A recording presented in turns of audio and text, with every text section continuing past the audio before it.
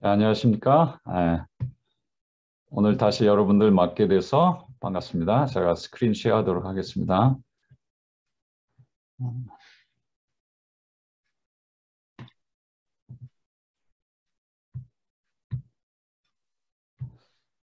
예, 이거는 이제 지난주에 제가 바빠가지고 못 끝냈던 거 방송사고가 있었죠. 그래서 잠깐 말씀드리면요. 음식으로 우리가 대쟁투의 역사를 이렇게 잠깐 살펴볼 수가 있는데요. 하나님께서 원래 의도하셨던 것은 에덴에서의 식사는 생명과일이 포함된 그런 식사였죠. 그리고 아담과 하와는 씨 맺는 채소와 씨 가진 열매를 먹었습니다. 그리고 채소는 우리 동물들이 먹던 거죠. 에덴 동산에서는. 그렇지만 타락과 함께 우리의 음식 수준도 강화가 되었습니다. 그렇죠? 그다음에 홍수 때는 홍수가 지나서 세상에 한 번 더 저주를 받은다면 우리가 정한 동물의 시체까지 먹게 되었습니다. 그리고 하나님의 백성들이 애굽 땅에 내려가서 사는 동안 애굽의 문화를 배우면서 먹거리를 먹으면서 또한 그 백성들 중에는 부정한 동물의 시체까지 먹는 사람입니다. 그래서 하나님께서 이제 아, 이스라엘을 출애굽시키셔서 가나안으로 들어가기 전에 식사 개혁을 하셔야 됐습니다. 그렇죠? 그리고 우리는 지금 어떤 시대에 살고 있느냐? 하늘 가나안에 들어가기 전에 이제 다시 한번 건강 개혁을 해야 하는 그런 시대에 왔습니다. 그래서 우리가 하늘나라에 다시 가면 에덴 동산처럼 우리가 다시 이제 줄기 채소와 뿌리나 이파리 줄기 채소는 이제 다시 동물 것이 되고 우리는 이제 그것을 먹지 않습니다. 그것을 먹는다는 기록이 성경에 없죠. 하늘나라에 가면은 우리가 이제 하늘나라에 가면 우리가 포도원을 재배하고 다 과수를 재배하고 포도즙을 마시고 또 생명과를 다시 얻게 되고요. 생명과일을 다시 얻게 되고 그런데 에덴 동산에 없었던 것 두 가지가 우리에게 이제 하늘의 시민으로서 주어지는데요. 그것이 만나와 생명수입니다. 생명강. 그것은 에덴 동산에 없었죠. 그래서 이, 타락과 구원의 역사를 전체적으로 보면은 우리가 인간은 계속해서 타락하지만 하나님의 구원은 우리를 끌어올리시는데요. 그것은 단순한 에덴의 회복이 아니고 이전의 아담과 하와의 그 위치를 회복하는 것 이상입니다. 이것은 우리를 영화로운 수준에까지 하나님께서 끌어올리신 것입니다. 그것이 저희가 지난번에 못 봤던 대목입니다. 오늘은 집단 면역과 팬데믹의 끝이라는 말씀을 드리겠습니다. 오늘은 백신에 대해서 얘기를 드리겠는데요. 제가 좀 부담을 갖고 이 자리에 나왔습니다. 저는 우리 교회 안에도 세상뿐만 아니라 우리 교회 안에도 백신을 찬성하는 사람과 반대하는 사람이 있음을 제가 알고 있습니다. 저는 미국 동남부에 있는 교회 다니는데요. 저희 한국인 교회가 미국인 교회와 같이 건물도 쓰고 또 멤버십도 받습니다. 그래서 같은 교인인데 한국 사람의 대부분은 백신을 맞았지만 미국 사람들의 우리 교인 가운데 미국 교인들의 대부분은 백신을 맞지 않았습니다. 또 백신을 맞는 것을 굉장히 싫어요. 그래서 제가 교회에서 어떤 프리젠테이션을 할 때, 건강 강의를 할 때 그게 참 조심스럽고 부담이 됩니다. 그래서 오늘 제가 말씀드린 것은 제가 치우치지 않게 어디 이쪽에도 치우치지 않고 저쪽에도 치우치지 않게 조심스럽게 말씀드리고 또 하나님께서 저에게 주신 어떠한 빛과 모든 것을 어, 종합해서 이렇게 겸손한 마음으로 말씀을 드리고자 노력하겠고요. 또 여러분들도 지금 마음속으로 여러분들 저를 위해서 그렇게 기도해 주시기 바랍니다. 백신을 보기 전에 우리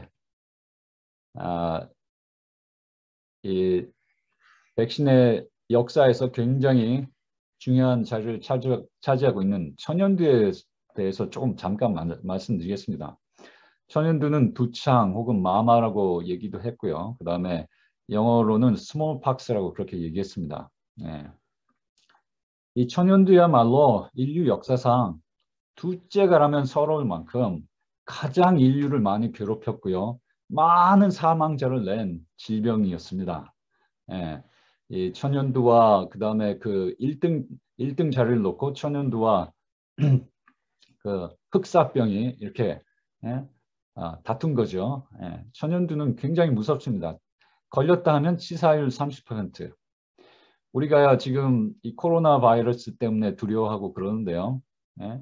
그 예레미야서에 나오죠. 예? 네가 보행자와 같이 가도 네가 그렇게 힘들면 말과 어떻게 달리는 말과 어떻게 경쟁할 수 있겠느냐 그렇게 말씀하시는데 우리가 지금 이 코로나 때문에 힘들어하면 나중에 이 코로나보다 더 큰 재앙이 올 텐데요. 예, 7재앙 중에 첫째 재앙이 질병이죠. 그 재앙이 올 텐데 그런 온역이 올 텐데요. 우리가 어떻게 하겠습니까? 우리 조상들을 보면요. 천연두 때문에 고생했습니다. 천연두가 유행해가지고 천연두에 걸렸다 하면 30%. 지금 코로나 바이러스는 한 0.6% 사망률이 그렇게 되죠. 예. 그리고 낫더라도요. 흉터가 생깁니다. 평생 지울 수 없는 흉터가 생기고 그래서 한 마을에 이 천연두가 들어오면요. 한 지역사회에 천연두가 들어오면은 그래서 유행하기 시작하면 그 마을 사람들의 한 30%가 천연두에 걸립니다. 예. 아이들 꼼짝 못하게 집에다 가두죠. 부모들이. 그 다음에 그래서요. 그중에 3분의 1이 죽고요. 그러면 인구의 10%가 죽습니다. 이런 무시무시한 병이었어요. 지난 세기 1900년대 때만 해도 한 1억 5천만 명이 천연두 때문에 사망했다고 생각합니다. 그런데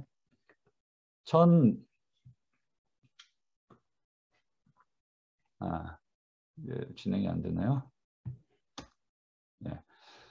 1979년 WHO에서는 지구상에서 천연두가 완전히 멸종되었다 이렇게 보고했습니다. 완전히 없어졌다.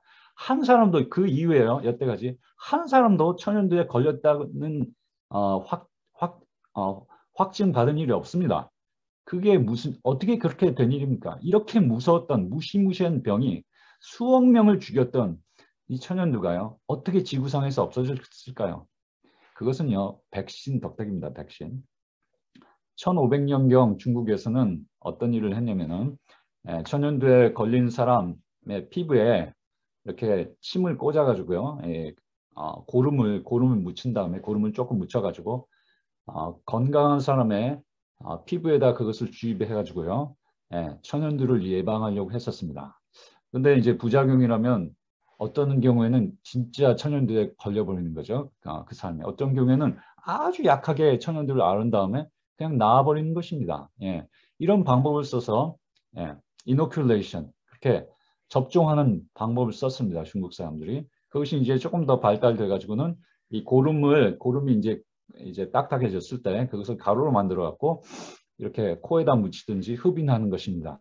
그러한 방법도 이제 중국으로부터 시작해서 인도에 이르고 그 다음에 이제 중동 지방과 유럽까지 전해졌습니다. 이것을 가장 현대화시킨 사람은 바로 면역학의 아버지로 불리는 에드워드 제너입니다. 에드워드 제너는 이것을 관찰했습니다.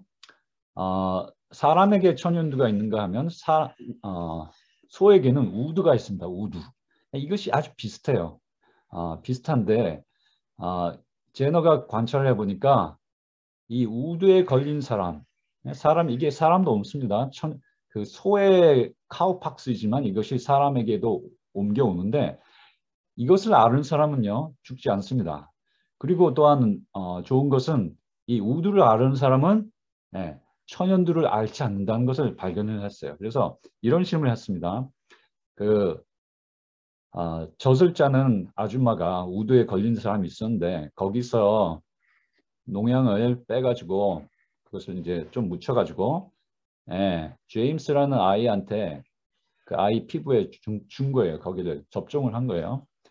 그러니까 그 제임스가 이렇게 얼굴에 우두가 생겼어요. 여기 사방에 여기저기 우두가 생겼습니다. 근데 뭐 우두는 천연두보다 심하지 않기 때문에 크게 앓지 않고 넘어갔습니다. 그 다음에 천연두에 걸린 여자의 피부에서 진짜 천연두 바이러스를 빼가지고 이 아이에게 접종을 했습니다. 어떻게 됐을까요? 이 아이가요 천연두의 증상이 전혀 나타나지 않고 건강하게 잘 지냈습니다. 그것을 시작으로 해서 이제 그 우두 농진이죠.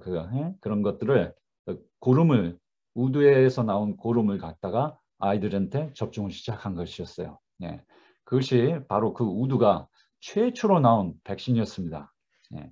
우두는 그 카우팍스의 학명명은 Variolae and Vaccinae입니다. Vaccinae. 바로 여기에서 vaccination, 백신이라는 영어 단어가 나온 것입니다. 그 우두가 옛날에는 우두가 최초 백신이었기 때문에 그렇죠. 아주 이상적인 백신이 되려면요, 이러한 네 가지 조건이 있어야 되는데요. 하나는 높은 항원성. 항원성이라는 것은 저항하는 원인이 된다는 거죠. 저항하는 원인. 안티제니시티. 그래서 이 어떤 백신을 만들 때요. 백신을 만들 때 그 면역계가 가장 미워할 만한 그 병원체로부터 면역계가 가장 미워할 만한 부분을 딱 떼어내요. 그 부분은 인체와는 전혀 상관없는 인체의 단백질 구조와는 굉장히 거리가 멀어서 어떤 면역세포가 보더라도 이것은 적임이 확실한 것입니다. 그것입니다. 이게 사람 몸하고 비슷한 것이 있으면 안 돼요. 사람 몸과는 전혀 달라서 면역세포가 보고 이것은 적이다. 이것을 공격하자. 그렇게 해야 되는 거예요. 그래서 높은 항원성이 있어야 되고 하나는 좋은 백신일수록 광범위한 면역작용을 유인합니다. 무슨 말이냐면 꼭 항체만 생산하는 것이 아니고 항체 생산뿐만이 아니라 세포 안에 진입한 바이러스까지 처단할 수 있도록 그런 감염된 세포를 찾아서 죽이는 그러한 그건 이제 세포 독성 면역 작용이라고 하죠. 세포 독성을 유도할 수 있는 그런 백신이면 더 좋습니다. 예. 그다음에 그래서 좋은 백신은요 또 이 기억 T세포나 이 기억 B세포가 오래 기억을 할 수가 있어야 됩니다. 이것을 오래 기억을 하고 있다가 그래서 백신을 맞은 지 10년이 지났어도 어떤 바이러스가 들어왔을 때 거기에 대해서 기억하고 있다가 딱 공격할 수 있도록 해줘야 됩니다. 또한 하나는 최소한의 부작용이 적어야 되겠죠. 적어도 걸리려고 하는 질병, 걸린 것을 예방하려는 질병보다는 백신 부작용이 작아야죠. 그래서 우리가 감기 백신 만들기도 어렵지만 맞지도 않습니다. 그렇죠. 감기는 걸려봤자 뭐 콜록콜하고 그냥 넘어가는 게 뻔하죠. 근데 백신을 맞아서 끙끙 앓아야 되면은 그 백신 맞을 필요가 없죠. 그래서 이렇게 네 가지 백신의 조건이 있습니다. 이상적인 백신이 되기 위해서는. 백신의 종류 오늘 네 가지에 대해서 잠깐 배우는데요. 첫 번째는 통백신입니다. 통백신. 병원체를 전체를 다 쓰는 것입니다. 이 진짜 병원체를 썼다가는 이제 사람이 병에 걸리니까 이것을 약하게 만들든지 아예 죽여가지고 그 전체를 우리 몸에 주입하는 것입니다. 그것이 통백신입니다. 장점은 강하고 광범위하고 장기적인 면역 반응을 일으킨다. 이것은 이 이유는 이 전체를 다 쓰기 때문에요. 여기에 대한 면역성도 생기고 뭐 그다음에 핵산에 대한 면역도 생기고 그다음에 여기 껍데기 단백질에 대해서도 우리가 면역성이 생기고 그렇습니다. 그래서 여러 가지 그 세균이나 바이러스의 여러 부분에 대한 면역력이 우리가 생기기 때문에 여기에 어떠한 변종이 생겨도 다른 것으로 커버할 수 있기 때문에 그래서 이제 변이에 강합니다. 이 코로나 바이러스에는 이 병원체 백신이 아직 생산이 많이 안 됐습니다. 이것이 좋은 백신이긴 하지만은 단점은 이 바이러스를 배양을 해야 돼요. 바이러스를 배양을 많이 한 다음에 그것을 죽여야 됩니다. 죽이든지 약독화시키든지. 그래야 되기 때문에 이게 배양하는데 시간이 오래 걸려요. 그래서 이 백신들은 나오려면 아직도 요원합니다. 한 1년, 2년이 있어야지 나올 수 있어요. 그나마 이렇게 공업이 발달된 이 중국에서는 시노백과 지금 코로나 바이러스에 대해서 시노팜에서 이 백신이 나왔어요. 그렇지만은 우리 한국에까지 이것이 들어올 것 같지는 않습니다. 다른 종류의 백신들이 이제 거의 개발이 됐든지 아니면 벌써 지금 접종이 시작된 백신들이 이제 세 가지가 있는데요. DNA 백신, mRNA 백신, 제조합 단백질 백신이 있습니다. 이것들에 대해서 조금 우리가 알려면은 좀 기본적인 생물학적인 지식이 필요해요. 그래서 세포 내의 단백질 생산 공정을 잠깐 보면요. 하나님께서 DNA를 핵 안에다 두셨습니다. 이 핵 안에다가 DNA를 두셨어요. 이 빨간색이 잘 안 보이시죠? 핵 안에 DNA를 두셨어요. 이 DNA 안에는 하나님께서 우리에게 어떻게 살아라. 너는 키가 얼만큼 클 거고 영양분을 잘 섭취하면 얼마까지 클 거고 이런 목소리를 갖게 될 것이고 이렇게 생길 것이고 그런 것들이 다 기록이 되어 있어요. 하나님께서 우리에게 주신 인생의 설계도 다 기록이 되어 있습니다. 그래서 이것이 핵 속에 들어있다고요. 핵 속에. 핵 속에. 그래서 그 핵에 있는 그 원본이죠. 그 우리 인생의 설계도의 원본. 그 중에 일부를 거기 꼭 필요한 만큼 복사를 합니다. 이 DNA는요, 이 핵 안에 있고요. 복사를 해가지고 복사본. 이걸 좀 바꾸겠습니다. 잉크 색깔을. 예. 복사본을 갖고 나옵니다. 예. 이것은 이제 공장, 이게 이 세포가 공장이라고 하면 이 핵은 기밀 시설이고, 기밀실이고, 기밀 문서를 보관하는 기밀실이고, 거기에서 이제 복사를 이제 리보솜이라는 이제 공장의 직원들이 일을 하기 위해서 이것은 이제 mRNA 복사본을 갖고 오는 거예요. 조그마요, 짧아요. 이 복사본은 오래 가지도 않습니다. 불안정합니다. 이 복사본을 가지고 리보솜에다 주면 리보솜이 아미노산을 거기다 붙여가지고 단백질을 형성하는 것입니다. 아시겠죠? 자, 그래서 DNA는 원본이다. 이것은 핵에 들어있다. 아무도 접근할 수 없는 이 핵에 들어있다. 접근하기 어려운. 그 다음에 mRNA는 복사본이다 하는 거고요. 그 다음에 아미노산은 벽돌들이다. 그래서 벽돌들을 갖고 단백질을 만든다. 이 정도 지식이 있으면 여러분 이제 현재 우리가 쓰고 있는 그 백신들에 대해서 이해하실 준비가 됐습니다. 자, 백신의 종류, 두 번째 백신의 종류는 첫 번째는 통백신이었습니다. 지금 중국에서 쓰고 있습니다. 벌써 코로나를 위해서. 두 번째 백신은 단백질 백신인데 이걸 간단히 말씀드리면은 이 코로나 바이러스 중에 우리 면역력을 일으킬 수 있는 우리 그 항원을 생성에 굉장히 좋고 또 우리가 그것을 이것을 우리가 중화시켜야 하는 바로 이 S단백, 스파이크 프로테인을 갖다가 모읍니다. 이것을 이제 모아요. 고기 단백만 모읍니다. 단백질만, 스파이크 프로테인만 모읍니다. 그래서 우리 몸에 주입을 하면 어떻게 되냐면은 우리 몸이 거기에 대한 항체를 만들어요. 이 스파이크 프로테인에 대한 항체를 만들어요. 만들고 준비하고 있어요. 그래서 진짜로 이제 이 바이러스가 딱 들어오면은 여기 이 스파이크 프로테인 요 부분에 대해서 항체가 만들어져 있기 때문에 들어오자마자 딱 달라붙는 거죠. 그래서 바이러스가 꼼짝달싹 못하게 그렇게 하는 것입니다. 제주와 단백질 백신은 노바박스가 만들고 있는데요. 아마 곧 들어올 것 같아요. 아마 1월이나 2월 정도는 들어오지 않을까 저는 그렇게 생각합니다. 아마 적어도 봄까지는 들어오지 않을까 생각합니다. 그 다음에 mRNA 백신이 있죠. 화이저나 모더나 맞으신 분들이 많죠. 화이저나 모더나 백신, mRNA 백신은 이렇게 만들었습니다. 그래서 이 mRNA는 아까 제가 말씀드렸다시피 DNA보다 짧고 불안정하기 때문에 이 불안정한 상태로 이렇게 우리 몸에 주면 다 파괴돼 버려요. 그리고 오래 보존할 수도 없습니다. 백신을 오래 보존할 수도 없어요. 그래서 기름방울에다 넣습니다. 이중막에다가 이 mRNA를 이중막 구조에다 넣고요. 이 S 단백질을 생산할 수 있는 유전 정보를 갖고 있는 mRNA입니다. 이거를 이중막, 인지질 이중막에다 넣고 그래서 우리에게 주입하면요. 우리 몸에 들어와서 S 단백질을 생성할 수 있는 이 mRNA가 우리 몸에 들어오면요. 우리 리보솜에다가 그 정보를 주고 우리 몸의 세포들이 S단백을 만드는 거예요. 이렇게 S단백을 만들죠.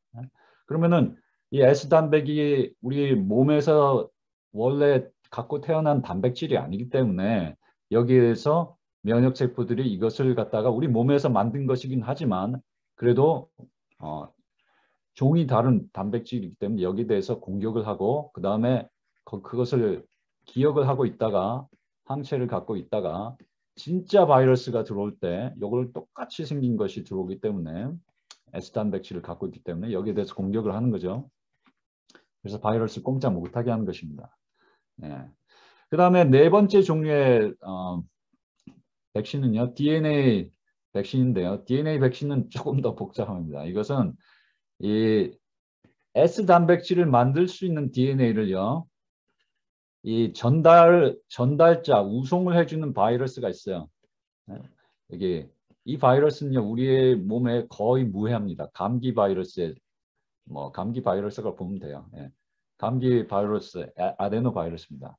아데노 바이러스 안에다가 넣어줘요. 이 DNA, 이거는요, mRNA가 아니고 DNA입니다. 조금 더 안정돼 있어요. 예, 이중 나사 구조니까. 예, 이거를 우리 몸속에다 넣어주면요, 이게 어떻게 되냐면, 이것은요, 리보솜에 달라붙는 게 아니고, 해까지 갑니다. 해까지.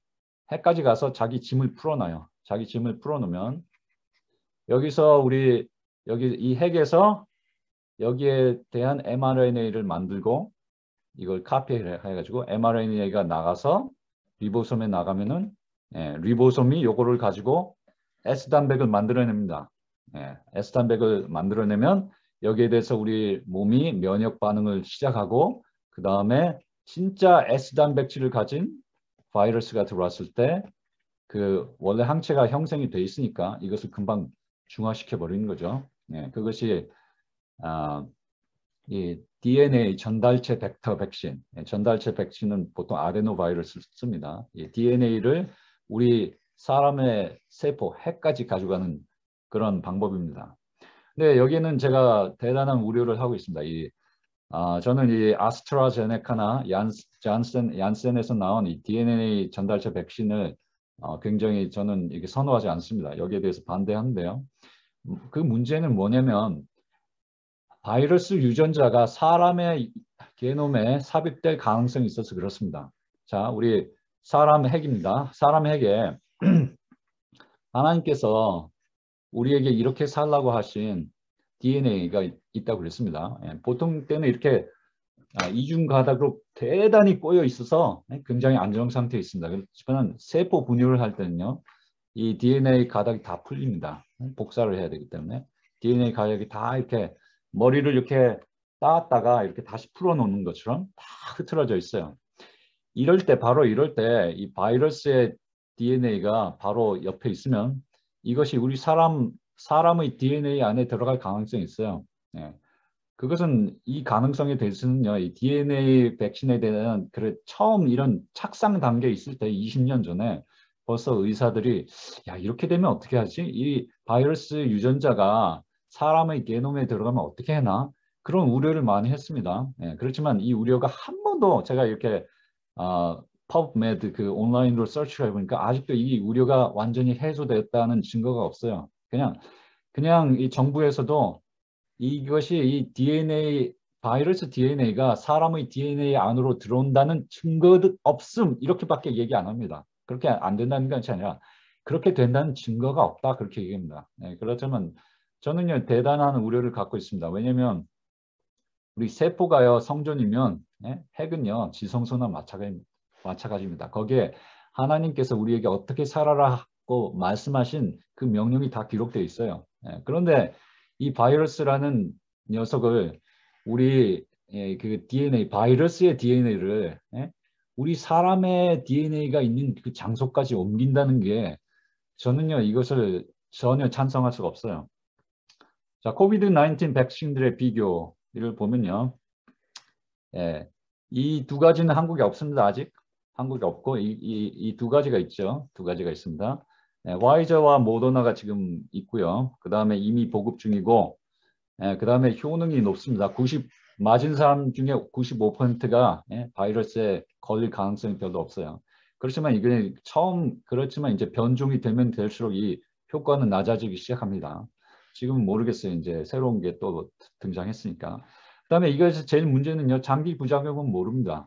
우리가 임상 실험을 한 게 뭐 몇 개월 정도밖에 실험을 안 했기 때문에 1년도 안 했어요. 임상 실험이. 예. 그다음에 이제 추적 관찰을 한 지 이제 1년 됐습니다. 그래서 한 10년, 20년 있다가 이 mRNA 백신을 맞은 사람들이 어떻게 될지는 아무도 몰라요. 예. 장기 부작용에 대해서 모릅니다. 없을 거라고 생각되지만 DNA 백신의 경우에는 아스트라제네카나 잔슨인데요. 이것은 장기 부작용 모르고요. 저는 특별히 임신부나 이제 아직도 이제 남자로서 이제 아이들을 생산할 수 있는 나이에 이른 사람들, 예? 그런 사람들이 이렇게 DNA 맞았다가는 DNA 백신 맞았다가 그것이 DNA 바이러스가 사람의 몸에 그 엄마의 몸에 그게 그 난자죠, 난자와 정자의 이런 바이러스 DNA가 들어갔다고 생각해 보세요. 얼마나 끔찍한 일입니까? 예? 그 아이가 바이러스의 그 유전자를 갖고 태어난다는 것은 상상할 수도 없는 일이죠. 예. 그런 일이 생길까 봐 저는 무섭습니다. 예. 가능성이 있는 것조차 저는 마음에 꺼려집니다. 예. 그리고 이것이 이 RNA 바이러스가요. 효과도 더 높고 보십시오. 효능이요. 이거는 60, 70%, 이건 95%. 거기다가요. 이 DNA 바이러스는요. 부작용도 더 많습니다. 그러니까 이것은요. 부작용도 더 많고 효능은 약하고 그다음에 인간에게 그렇게 인간 유전자에 들어갈 수도 있는데 그러니까 이거는요. 제가 전혀 권하지 않습니다. 이것은요. 뭐 맞으신 분들은 할 수 없지만은 부스터 샷은 RNA로 맞으시는 게 좋겠고요. 제가 사실 이것은 나올 가능성이 거의 없어요. 우리 한국 시장에 진입할 가능성도 없고 미국에도 들어올 가능성 거의 없습니다. 제가 맞으려고 했던 건 노바백스예요. 노바백스. 이 단백질 백신은요. 우리 의사들이 벌써 40년 이상 써온 백신이에요. 예. 그렇기 때문에 장기 부작용이 별로 없다는 거, 거의 없다는 거 우리가 알고 있어요. 그래서 저는 노바백스를 맞으려고 그랬는데요. 뭐 아직도 안 나왔습니다. 이제 12월 달에 1월 달에 나온다고 하니까 모르겠습니다. 예. 제가 맞은 것은 모더나 백신을 맞았습니다. 예. 그래서 여러분들이 아직 백신을 안 맞으신 분들은 나는 이거 새로 나온 백신이 싫다 이렇게 하시는 분들은 조금 기다리시면 노바백스가 나올 것 같아요. 예, 이거 맞으셔도 되겠습니다. 백신에 부작용이 없는 거 아니죠? 정맥 혈전을 생기게 합니다. 그러나 이것 때문에 이 부작용 때문에 안 마실 필요는 없습니다, 여러분. 왜냐면은 여러분이 장거리 비행을 하면요. 비행 승객 100만 명 중에 167명에게서 정맥 혈전이 발생합니다. 그러나 이 백신을 맞았을 때, 화이자 백신을 맞았을 때 100만 명 중에 0.5명으로 보고되어 있습니다. 아무리 이걸 많이 잡아도 100만 명 중에 10명 생깁니다. 이 정맥 혈전 부작용이요. 예, 장거리 그런데 우리가 이 혈전 생기는 거 무서워서 비행기 안 타지 않죠. 예, 그래 다 탑니다. 그렇죠? 예, 마찬가지입니다. 예? 만일에 여러분이 비행기를 타실 수 있는 용기가 있으시면, 여러분 이게 백신 맞으실 수도 있어요. 예, 염려 마십시오. 이거에 대해서 이것 때문에 백신 안 맞는다는 거는 좀 이게 상식 바뀝니다. 이거 이제 아스트라제네카 백신인데요. 이건 이제 이걸 몇 가지 설명을 드리려고 이걸 펼쳤습니다. 자, 이 연령 그룹은요, 이제 이건 정부에서 나온 거예요. 대한민국 정부에서 이제 의뢰를 해가지고 혈액응고 장애 자문단에게 의뢰를 해가지고 보고를 받은 것입니다. 자, 보십시오. 연령 그룹이 낮은 사람들은요, 백신을 맞는 부작용도 있겠지만 이게 별로 백신을 맞아도 효과가 별로 없어요. 왜냐면 이 사람들은요, 백신을 맞으나 안 맞으나 백신을 안 맞아도 진짜 코로나 바이러스에 걸려도 죽을 사람들이 아니에요. 죽을 사람들이 아니고 되게 그냥 감기처럼 앓다가 지나갈 사람들이기 때문에 이 연령 그룹은요, 보십시오. 20에서 29세는 이득과 위험이 비슷하다. 그러니까 백신을 맞을 필요가 없죠, 사실은. 30세에서 39세는 백신 맞는 것이 이득이 될 가능성이 높다. 이건 제 자료가 아니고 정부 자료입니다. 다시 말씀드렸다시피. 40세 이상에서는 명백하게 이득이 높다. 그러니까 맞는 게 좋겠다 하는 거죠. 자, 그렇습니다. 자, 심근염, 심막염. 아까 정맥혈전은요 노인분들에게 더 많고요. 심근염, 심막염은요 이거는 젊은 사람들에게 발생합니다. 특별히 남자 젊은 사람들. 예, 왜냐하면 mRNA 백신은 제가 말씀드렸다시피 몸에서 이 S 단백질을 만들어낸다고 그랬죠. 근데 우리 노인의 몸보다는 젊은 사람의 몸이 원래 이런 건 뭘 단백질을 형성하는 능력이 많을 수밖에 없어요. 그러니까 이것이 많이 나오고요. 그 다음에 그것이 이중막 구조로 돼 있어가지고 이렇게 바이러스는 이렇게 일부 세포만 이게 그게 내장 세포나 아니면 여기 우리 폐 세포에만 들어갈 수 있는데 이거는 틀려요. mRNA 백신은 아무데나 들어갈 수 있습니다. 아무 세포에나 심장을 포함해서. 예? 그러니까 거기에서 이런 항체 S 단백을 만들면은 이렇게 인플라메이션 심장 근육이나 심장막에 인플라메이션 염증이 생길 수 있어요. 10만 명당 2.13건인데 뭐 봅시다. 고등학생 100만 명당 70명이 생길 수 있다 그렇게 얘기했습니다. 100만 명당입니다. 100만 명당. 예. 그러니까 뭐 굉장히 많은 건 아니에요. 하지만 보십시오. 10대 사망률, 10대 아이들의 그 코비드에 걸렸을 때 사망률은 100만 명당 69명. 백신 안 맞았을 때, 백신 안 맞았을 때 20대 사망률은 100만 명당 300명. 이거는요 굉장히 적은 거예요. 0.0069%. 예? 그러니까 한번 생각해 보시죠. 저는요 그래서 10대 아이들이 꼭 백신을 맞아야 되는가? 저는 그렇게 생각하지 않습니다. 얘네들은요 예? 걸려도 예? 코로나 바이러스에 그냥 감기처럼 넘어갈 애들이에요. 예? 전혀. 그러니까 걔네들까지 백신을 맞아야 되는가? 저는 그렇게 생각하지 않습니다. 그러니까 이거는 이제 저의 권면을 말씀드리겠습니다. 이건 정부에서 권면하는 것도 아니고요. 저의 권면은 이런 분들은 꼭 맞으시기 바랍니다. 노인분들. 이거는 예? 왜냐하면 60대에서 코로나 바이러스에 걸렸을 때요. 사망률이 1%.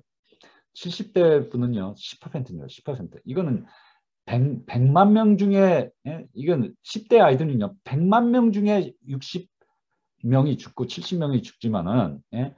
이 70대가 되면요. 100만 명 중에 70대 노인분들 100만 명 중에 예? 10만 명이 죽을 수 있는 겁니다. 그러니까 엄청난 거죠. 예? 예. 80대가 되면요. 코로나 바이러스에 걸렸다면요. 사망률이 15%입니다. 15% 정도 됩니다. 이게 인구에 따라서 나라에 따라서 틀려요. 조금씩. 예, 그러니까 이거 엄청난 거예요. 엄청난 거.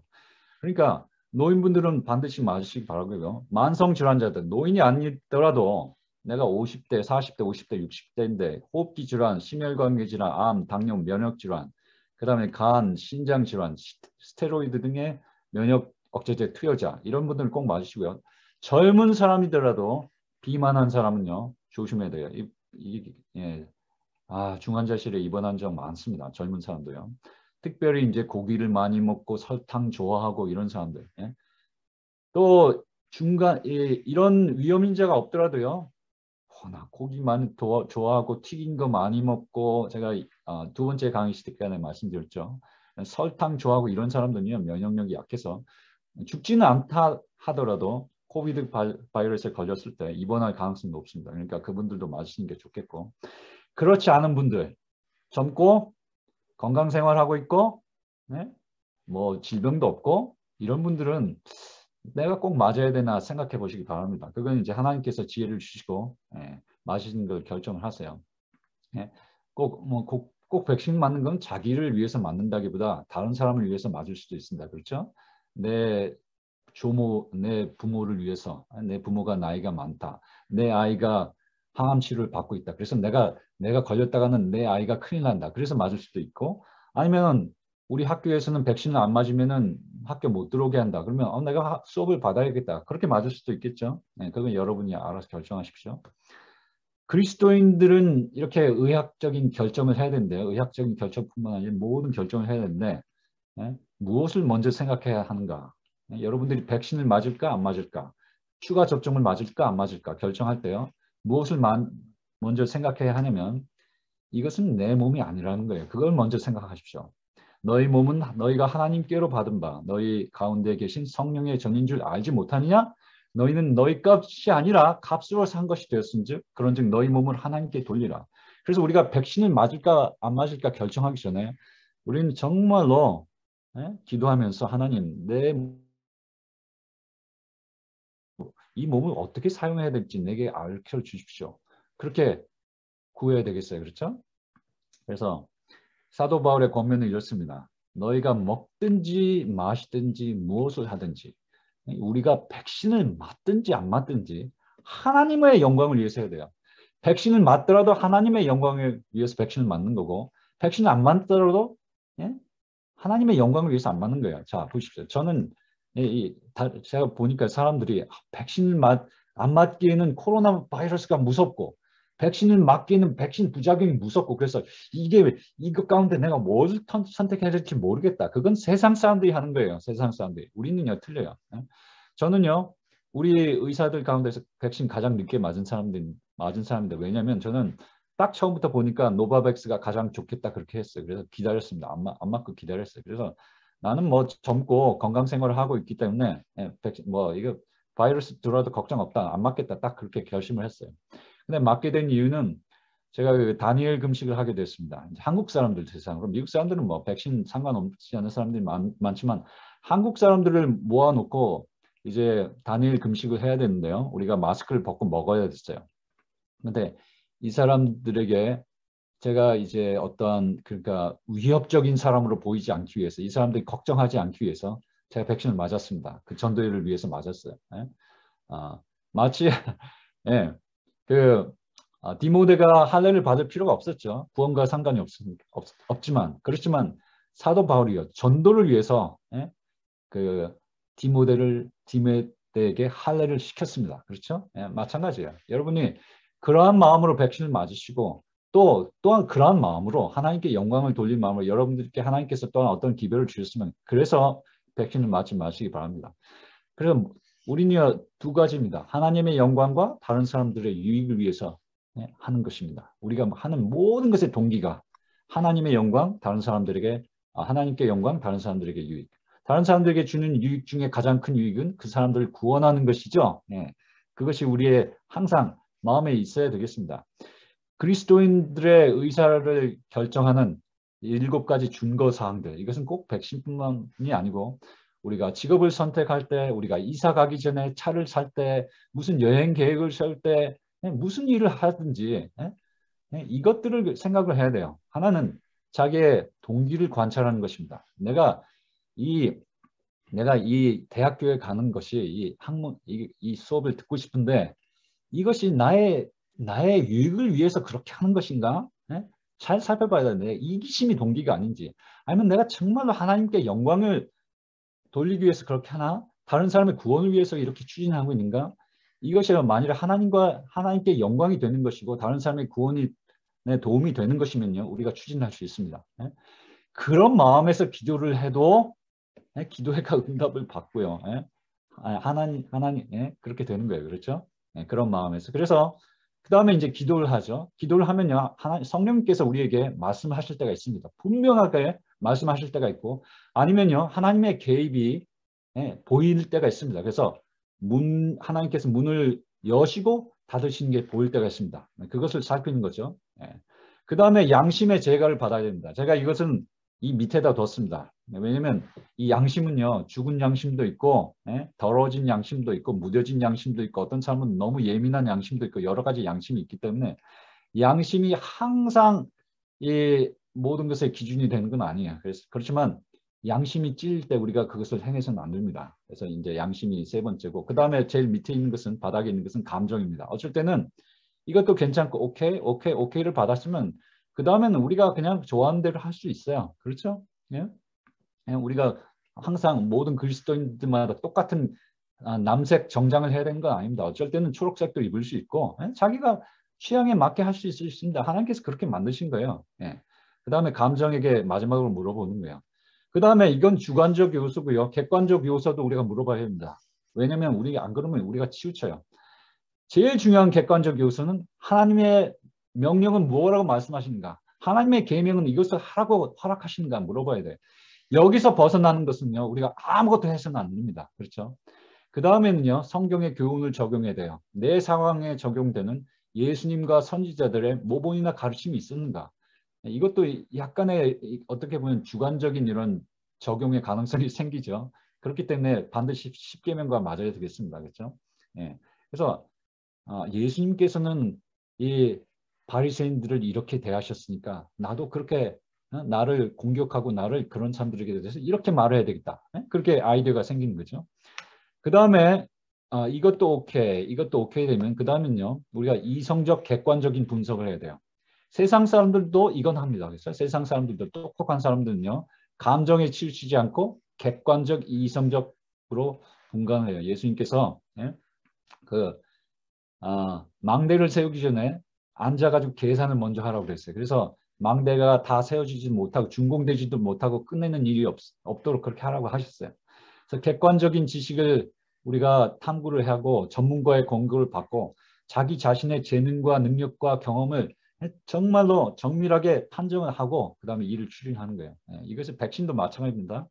자기의 동기를 고찰하고 거기에 대해서 기도를 해보고 자기의 양심이 거기에 맞는지 보고 십계명에 맞는지 성경 교훈과 맞는지 그 다음에 여러분 강의를 들으시죠. 지금 이성적인 판단을 해서 내가 의사에게도 물어보고 그래서 맞는지 내게 맞는 것인지 한 다음에 결정을 하는 것입니다.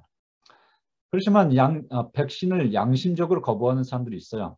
예, 있습니다. 우리 교인들 중에서도 있습니다. 예, 그것은요 자기가 이렇게 다 기도하고 한 다음에 이것은 맞지 않는 것이 좋겠다. 혹시 누가 합니까? 그 사람이 맞았을 때 굉장한 부작용이 있어서 백신 때문에 죽을지.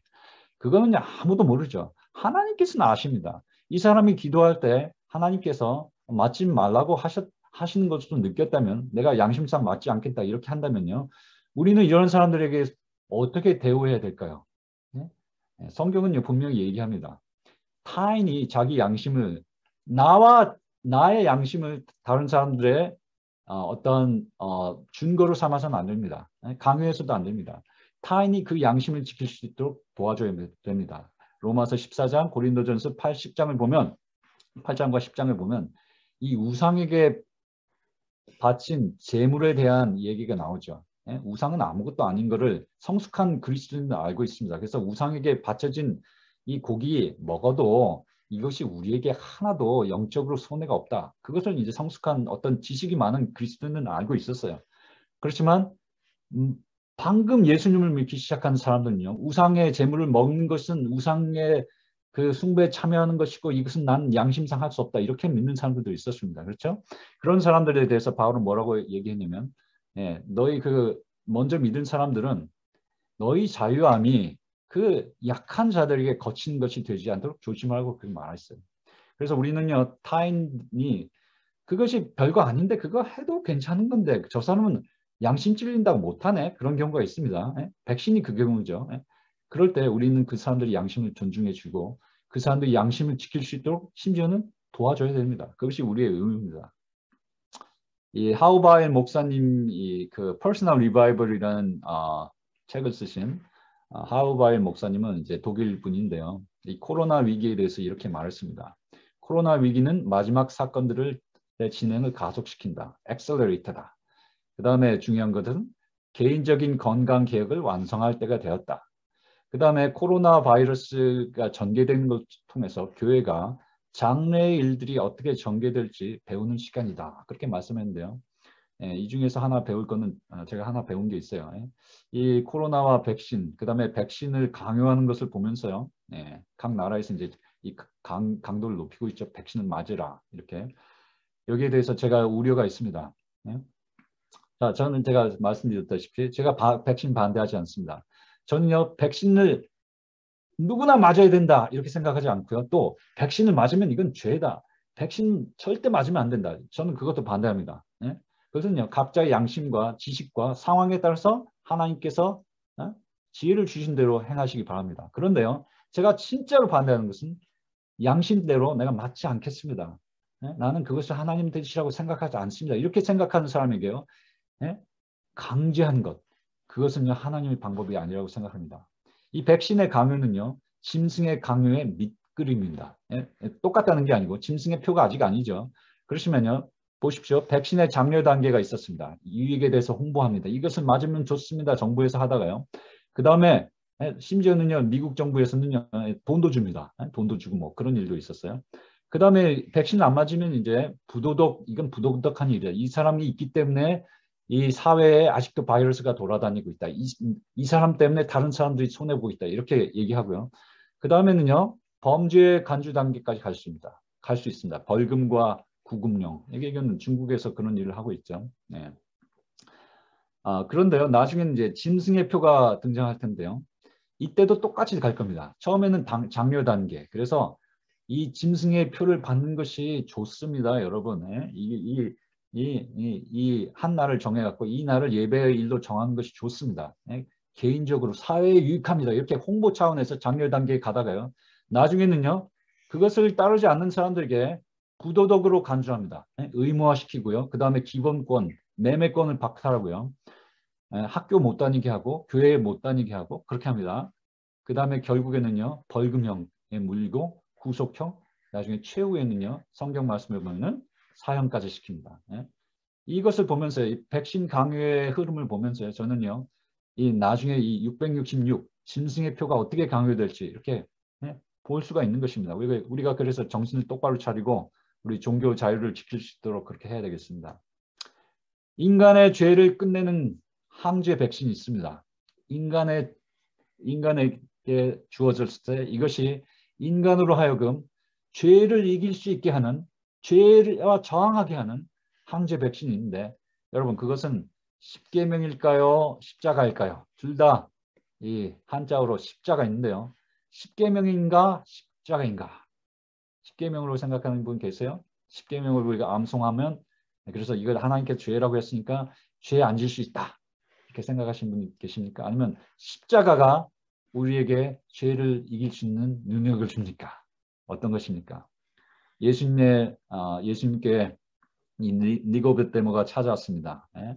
예수님께서 찾아오자마자 뭐 어두절미 생략하고 예수님께서 하신 말씀이, 내가 사람이 거듭나지 않으면 하나님 나라를 볼 수 없다. 그게 무슨 말입니까? 어떻게 다시 태어날 수 있습니까? 다시 말씀드리고, 사람이 물과 성령으로 거듭나지 않냐면 하나님의 나라에 들어갈 수 없다. 그러니까 이 사람이, 이 니고데모가 어찌 이러한 일이 일어날 수 있습니까? 어떻게 우리가 다시 거듭납니까? 우리 죄의 본성을 가진 사람들이 어떻게 하나님의 말씀을 사랑하고 죄를 싫어할 수 있도록 그렇게 거듭납니까? 그것은요, 두 가지예요. 우리의 하나님께서 하시는 일, 우리의 협력. 하나님께서 하시는 일은요, 예수님을 보내셔서 우리를 위하여 십자가에 달려 돌아가시고, 우리는요, 우리가 해야 될 일은요, 그것을 믿는 거예요. 그렇죠? 받아들이는 것입니다. 그러면 우리가 거듭날 수 있죠.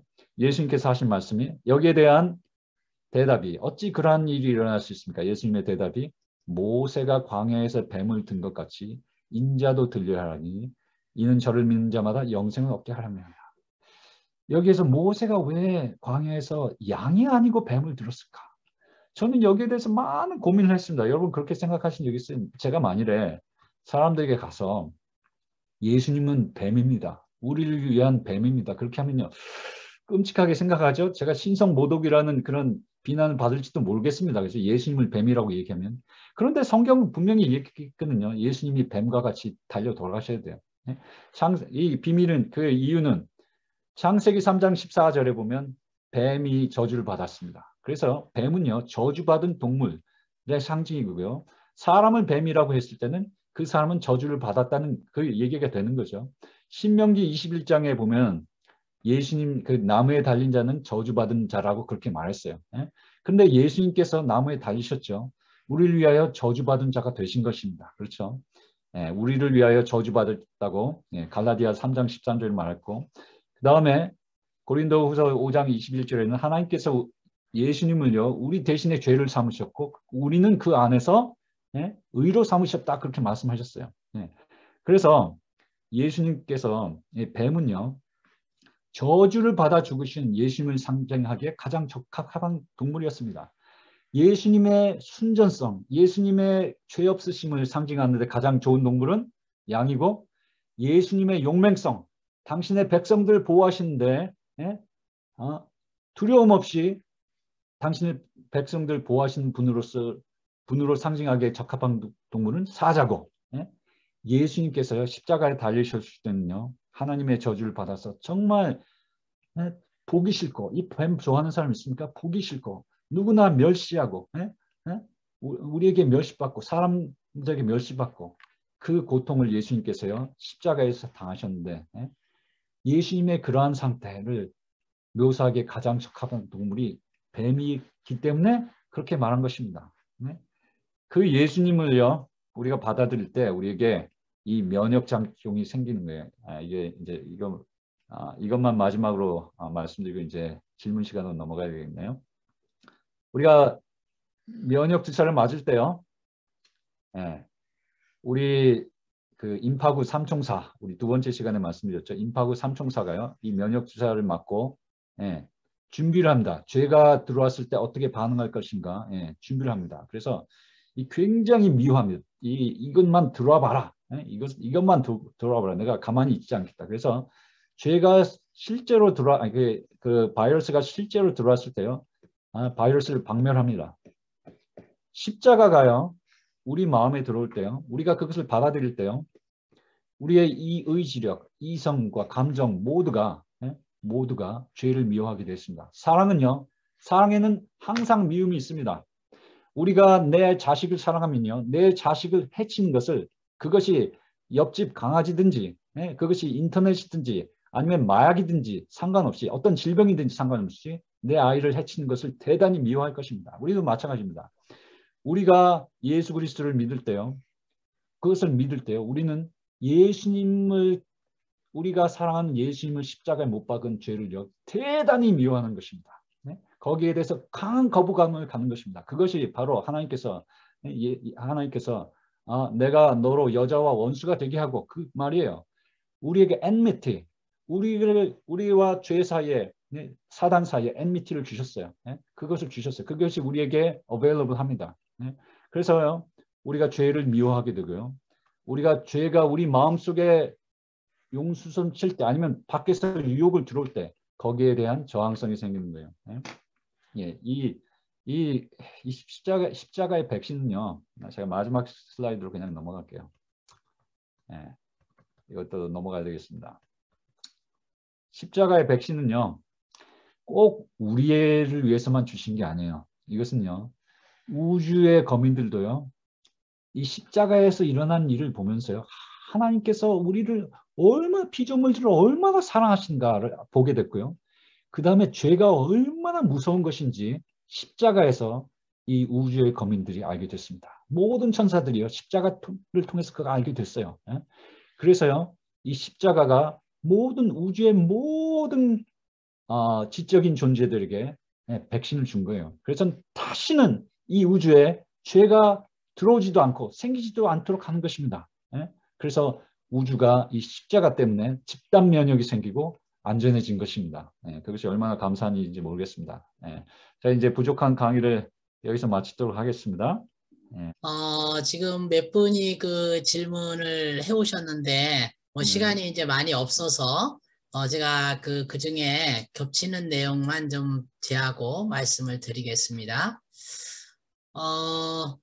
오늘 강의 감사합니다. 지금 코로나 바이러스 변이 오미크론 바이러스가 계속 발견되어 세계적으로 긴장 상태에 있는데 우리나라도 확진자가 5,000명에 이르고 있는 상황입니다. 이러한 것을 볼 때 백신을 맞음으로 문제가 해결될 수 있다고는 생각지 않는데 오늘은 강의에서 백신을 맞을 수도 있고 맞지 않을 수도 있는 자유권을 말씀하셨는데 사실은 이 부분은 굉장히 혼란스럽습니다. 이런 의견을 주셨고요. 두 번째는 이제 오늘 강의에서 말씀하신 것처럼 백신을 맞음으로 우리 체계에, 우리 몸에 게놈 체계에 영향을 줄 수 있다고도 하셨는데 이 백신을 맞음으로 이 게놈 체계, 우리 몸의 변형이나 또 면역세포의 기능에 문제가 있는 것 아닌가 이런 생각이 들었습니다. 그리고 세 번째는 질문이 너무 길면 제가 질문할 필요로 답을 다 못하니까 하나만 두 개만 대답하십시다. 죄송합니다. 그러면 돌파 감염에 대한 백신의 효과가 있는지요? 이런 질문하고요. 또 하나는 이제 아이들에 대해서 강의를 하셨는데 아이 12세 이하에 대해서는 CDC 연구원의 결과를 말씀하시면서 면역 기능의 보호 체계로 바뀐 것을 말씀하셨는데 그러면 백신 접종을 할 필요가 있을까요? 이렇게 어린아이에 대해서 말씀. 예, 제가 이제 말씀드린 거에 다 나오는데요. 예. 제 개인적으로는 예, 그 젊은 사람들에게 다시 이제 질병이 없는 사람들이죠. 질병이 없는 사람들에게 예, 또 건강하게 먹었을 때 특별히 예, 어린아이나 젊은 사람들이 맞을 필요는 없다고 생각합니다. 다만 예, 다른 사람을 위해서 맞을 수는 있어요. 그러니까 자기를 위해서 맞을 필요가 하나도 없고요. 이제 그렇지만 제가 권장한 겁니다. 권장하기로는 노인분이나 그 뚱뚱하신 분이나 질병이 이제 만성 질환이 있으신 분들은 제가 맞도록 권장하는 거고요. 그렇지만 제가 맞아도 된다, 안 맞아도 된다 이것은 의학적인 말이 아니고 그것은 여러분들 양심의 자유껏 하십시오 하는 말이죠. 예, 그걸 말씀드리겠고 그 다음에 오미크론에 대해서 말씀드렸는데 이 오미크론이 우리 인류에게 어떠한 큰 재앙이 될 수도 있겠지만은 예, 사실은요 축복이 될 수도 있습니다. 왜냐하면 여태까지는요 오미크론이 델타 바이러스보다 더 세다 하는 증거가 아직 나오지 않았어요. 왜냐하면 사실 남아프리카에서 유행했는데 대학생들에게 유행했거든요. 그러니까 뭐 대학생들이 별로 아프지 않죠. 그러니까 하여튼 여태까지는 오미크론이 델타 바이러스보다 더 세다 그렇게 그 증거가 나오지 않습니다. 만일에 약한 바이러스라고 할 것 같으면 세상에 빨리 퍼져서 감기처럼 그냥 약한 바이러스 빨리 퍼져서 모든 사람들이 항체 형성을 하는데 도움이 될 수도 있습니다. 예, 그것이 희소식이 될 수도 있으니까 그러니까 아직 모릅니다. 예, 공식적으로는 아직 몰라요. 그러니까 조금 더 두고 봐야 되겠고요. 그다음에 백신을 맞았을 때 돌파 감염 돌파 감염이 있습니다. 예. 지금 이제 돌파 감염자들이 더 늘어나고 있어요. 사실 이제 백신이 처음 개발됐을 때보다는 효과가 덜하기 때문에 그렇더라도 백신이 효과가 아직 없는 사람보다 있는 사람들이 더 많기 때문에 예, 이렇게 베리언트 변종이 발생하더라도 백신을 맞는 것이 유익이 있겠고요. 특별히 이제 고위험군에 속하신 분들은 그다음에 어떤 질문이 있었습니까? 예, 게놈에 영향을 미칠 수 있는 것은 DNA 바이러스가 그렇다고 하는 거고요. RNA 바이러스, 모더나나 화이자는 그렇지 않습니다. 예, 핵까지 들어가지 않습니다. 그리고 중요한 것은 그러니까 우리가 백신에만 의존하면 안 됩니다. 우리는요, 우리의 건강, 우리 eventually 우리가 결국에는요 우리에게 달렸습니다. 우리 면역계를 잘 보존하고 또 염증 반응이 일어나지 않도록 그래서 제가 두 번째 시간에 말씀드렸죠. 그대로 여러분들 생활을 하시기 바라겠습니다. 네, 감사합니다. 네. 위에도 여러 가지 질문이 있었습니다만은 오늘 강의한 내용과 또 마지막 부분의 그 PPT 부분은 저희들이 다시 편집해서 원하는 분들에게 다 전달하도록 하겠습니다. 그리고 자료실에도 올려놓을 테니까 모든 분들이 자유롭게 다운받으시면 될 것 같습니다. 우리 5주 동안 우리 김홍재 강사님을 모시고 건강 강의를 해주셨습니다.